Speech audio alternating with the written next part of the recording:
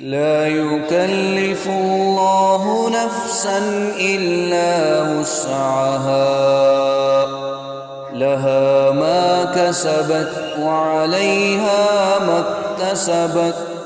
ربنا لا تؤاخذنا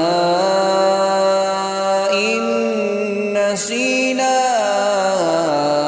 أو أخطأنا. ربنا ولا تحمل علينا إصرا كما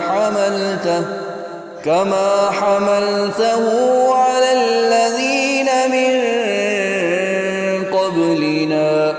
ربنا ولا تحملنا ما لا طاقة لنا به واعف عنا واغفر لنا وارحمنا، أنت مولانا فانصرنا على القوم الكافرين.